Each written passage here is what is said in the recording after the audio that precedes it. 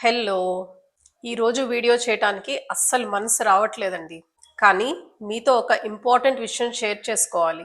మనం తీసుకునే ప్రతి డెసిషన్‌లో మనకి సరైన ఎమోషనల్ ఇంటెలిజెన్స్ లేకపోతే అది మన లైఫ్‌ని ఎంతలాగా ఎఫెక్ట్ చేస్తది అన్నది ఇప్పుడు నేను మీతో షేర్ చేసుకుంటాను.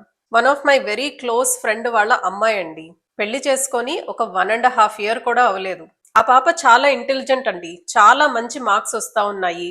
బాగా చదువుకుంటుంది. Very smart girl. పాప కూడా చక్కగా ఉంటుంది.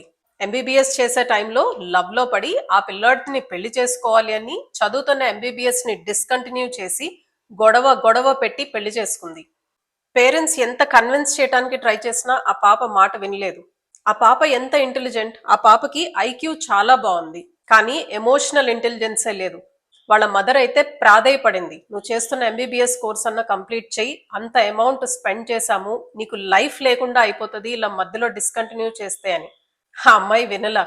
పెళ్లి చేసుకోవాలంటే చేసుకోవాలి అని మొండికేసి కూర్చుని పెళ్లి చేసుకొని సంవత్సరంన్నర కూడా అవ్వలేదు ఆ పిల్లాడితో పడట్లేదు అని తిరిగి ఇంటికొచ్చింది. ఇలాంటి ఇన్సిడెంట్స్ మనం తరచూ చూస్తూనే ఉంటాం కదండి. లైఫ్ బాగుండాలి అంటే కేవలం ఐక్యూ ఉంటే సరిపోదు, ఈక్యూ కూడా ఉండాలి. సరే, కమింగ్ టు ద టాపిక్. మన ఫైనాన్షియల్ లైఫ్ బిల్డ్ చేసుకోవటానికి, మన లైఫ్ సక్సెస్ఫుల్గా ఉండటానికి మనకి ఐక్యూ ఉండటం, ఇంటెలిజెన్స్ ఉండటం ఎంత ఇంపార్టెంటో ఎమోషనల్ ఇంటెలిజెన్స్ ఉండటం కూడా అంతకన్నా ఇంపార్టెంట్. మీ లైఫ్లో కూడా మీరు చాలా మందిని చూసే ఉండుంటారండి. చక్కగా చదువుకొని మంచి జాబ్ చేస్తూ మంచి శాలరీ తెచ్చుకుంటూ ఫైనాన్షియల్ గా ఏ ప్రాబ్లం లేకుండా ఉండేవాళ్ళు ఒక 10-15 సంవత్సరాలు అయినప్పటికీ వాళ్ళ దగ్గర పెద్ద ప్రాపర్టీ ఉండుండదండి. కానీ ఒక యావరేజ్ పర్సన్, ఒక యావరేజ్ జాబ్ అంటే యావరేజ్ శాలరీతో ఉన్నతను కొంతకాలం తర్వాత చూస్తే ఫైనాన్షియల్ గా చాలా మంచి పొజిషన్ లో ఉండుంటారు.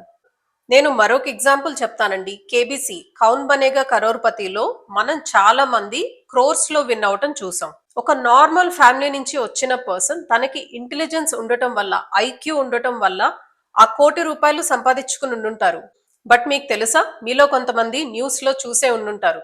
అలా క్రోర్స్ లో సంపాదించుకున్న కొంతమంది with in 1 year, with in 2 years అండి, మొత్తం సంపాదించుకున్న ₹1,00,00,000 పోగొట్టుకున్నారు.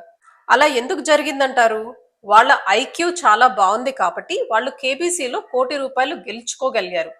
కానీ వాళ్ళ ఎమోషనల్ ఇంటెలిజెన్స్ కరెక్ట్ గా లేదు కాబట్టి with in 1 year, with in 2 years ఆ అమౌంట్ ని పోగొట్టుకున్నారు.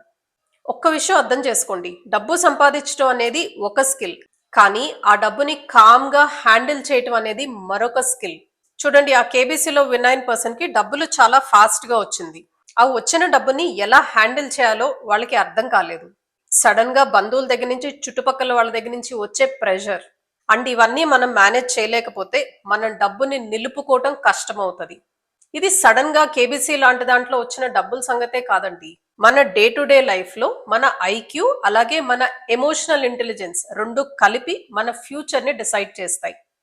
కొన్ని విషయాలు మనకి స్కూల్ నేర్పించదండి. స్కూల్స్ ఎంతసేపు మీరు బాగా చదువుకోండి, మంచి మార్క్స్ తెచ్చుకోండి, మంచి జాబ్ తెచ్చుకోండి, లైఫ్ సెట్ అయిపోతుంది.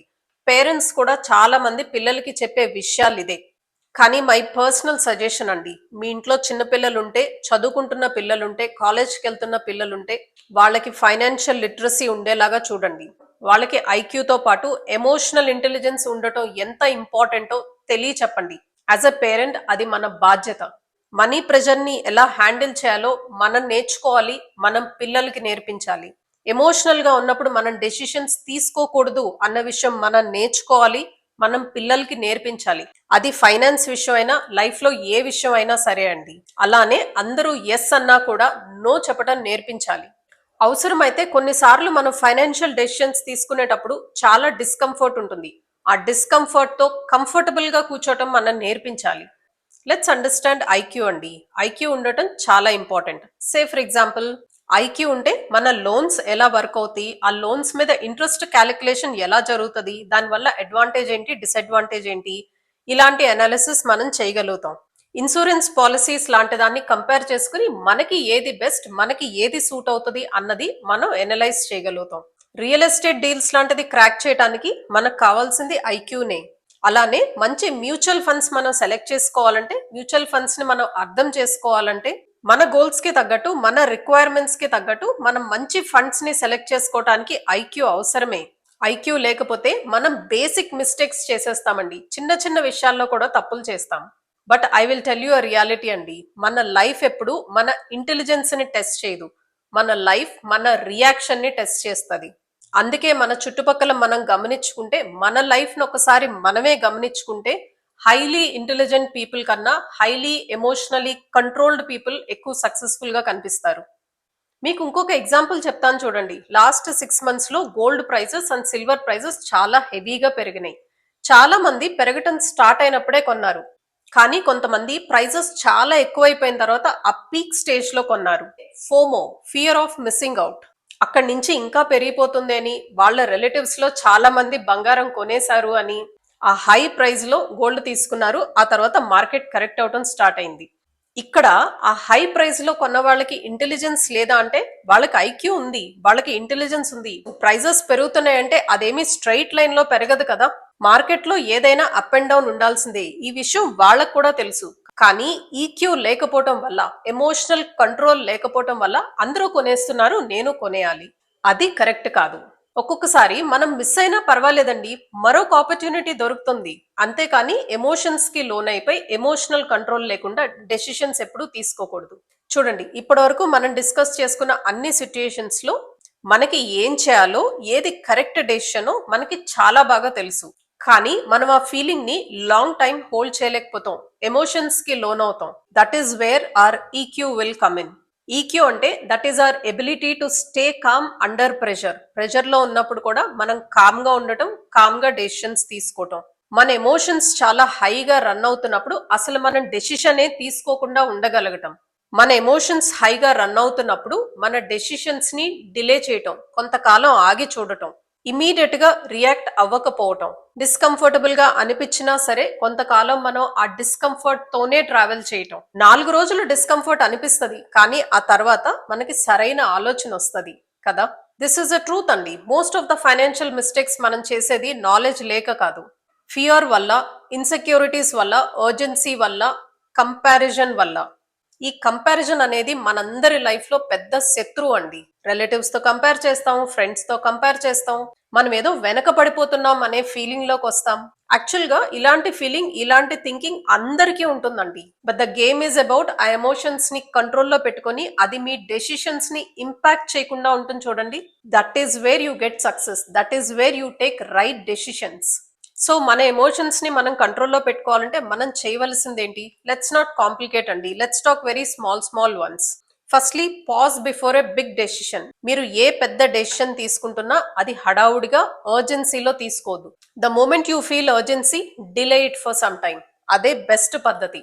ఒకసారి ఆ అర్జెన్సీ తగ్గిన తర్వాత మీరు కామ్ గా ఆలోచించుకొని అప్పుడు డెసిషన్ తీసుకోండి. Secondly, name your emotion. am I getting scared or am I feeling left out? ఈ ఆలోచనే, ఈ క్లారిటీనే మీ ప్రెషర్ ని రెడ్యూస్ చేస్తుంది. ఐఎమ్ లెఫ్ట్ అవుట్ అనే ఫీలింగ్ లో, FOMO, fear of missing out లో మీరు డెసిషన్స్ తీసుకుంటే మోస్ట్లీ అది రాంగ్ డెసిషన్స్ అవుతాయి. And third most important, don't follow people blindly. పక్క వాళ్ళు మిస్టేక్ చేస్తే మనం కూడా మిస్టేక్ చేయలేం కదా. వాళ్ళు కొన్నారు, నేను కొంటాను. వాళ్ళు అమ్మేశారు, నేను కూడా అమ్మేస్తాను. వాళ్ళు స్టాక్స్ లో నుంచి అమౌంట్ తీసేసి గోల్డ్ లో ఇన్వెస్ట్ చేస్తున్నారు, నేను కూడా అదే చేస్తాను. ఇది కరెక్ట్ కాదు. వాళ్ళ ప్లాన్స్ వేరే ఉండొచ్చు, మీ ప్లాన్స్ వేరే ఉండొచ్చు. వాళ్ళ టైం లైన్ వేరే ఉండొచ్చు, మీ టైం లైన్ వేరే ఉండొచ్చు కదా. Fourth important thing, make your plans very simple and make it consistent. EQ is not about your perfect decision అండి. It's about staying consistent on the decision. And of course, accept discomfort. మంచి financial decisions ఎప్పుడు initial stages లో, initial days లో uncomfortable గానే ఉంటాయి. And that's very normal అండి. So next time మీరు financial decisions తీసుకునేటప్పుడు ask yourself one question. మీరు తీసుకునే డెసిషన్ మీరు క్లారిటీతో తీసుకుంటున్నారా, ఎమోషన్తో తీసుకుంటున్నారా? And that simple one question అండి, ఫ్యూచర్లో మీరు రిగ్రెట్ ఫీల్ అవ్వకుండా కొన్ని సంవత్సరాలు మిమ్మల్ని సేవ్ చేస్తుంది. సో అదండి, ఈరోజు మనం డిస్కస్ చేసుకున్న పాయింట్స్ మీకు యూస్ఫుల్ అనిపిస్తే, మీకు ఏది యూస్ఫుల్ అనిపించిందో కామెంట్స్లో మెన్షన్ చేయండి. అలానే please like, comment, share and subscribe to my channel. Thank you so much for watching till here. I'll see you again. Bye bye. Be happy.